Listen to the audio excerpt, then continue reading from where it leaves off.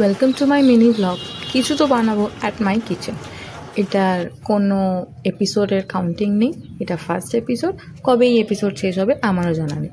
তো আজকে আমি আমার শাশুড়ি মায়ের আবদারে রান্নাঘরে একটা জিনিস বানাতে গেছিলাম, কিছু তো একটা বানাতে গেছিলাম। তো তার জন্যে প্রিপারেশানগুলো করে নিয়েছি। হ্যাঁ, সবার প্রথমে আমি গ্লাভস পরে রান্না করতে ভীষণ পছন্দ করি। এটা আমার ভালো লাগে না, হাতে কিছু লাগে না। তাছাড়া যাই করো সঙ্গে সঙ্গে হাত ধুতে, এটা একটা রেমেডি। যারা সবসময় রান্না করতে করতে হাত বেশিক্ষণ এটা করছি হাত ধুচ্ছি, ওটা করছি হাত ধুচ্ছি এরকম করে, তাদের জন্যে এটা ভালো। তো আমি প্রথমে মশলাপাতি সব কিছু ভালো করে বেটে কেটে দই দিয়ে যেটা বানাচ্ছি সেটাকে ভালো করে মিশিয়ে একটা মিক্সচার তৈরি করলাম। এবারে কলা পাতাটাকে ভালো করে কেটে সেটাকে তাওয়াতে ভালো করে সেঁকে ভালো করে সুতো দিয়ে ওটাকে প্যাকিং করলাম।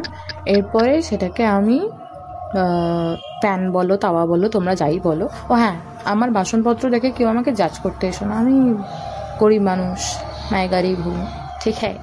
তো তাওয়াতে ভালো করে তেল দিয়ে এবারে ওই প্যাকিং পার্সেলসগুলো ভালো করে আমি ভেজে উল্টে পাল্টে করে ভেজে নিয়েছি। এরপর খাওয়ার সময় আমি তোমাদেরকে খুলে দেখাচ্ছি। এটা অ্যাকচুয়ালি হচ্ছে মোচা ভাপা, চিংড়ি মাছ, পোস্ত, সর্ষে, কাঁচা লঙ্কা, টক দই এই সমস্ত দিয়ে মোচা ভাপা তৈরি করেছি। বৃষ্টির দিনে গরম গরম ভাতে গরম গরম মোচা ভাপা, লাভলি, দারুণ হয়েছিল খেতে। এরকম ছোটো ছোটো মিনি ব্লগ দেখতে হলে আমাকে ফলো করে নিও। বাই।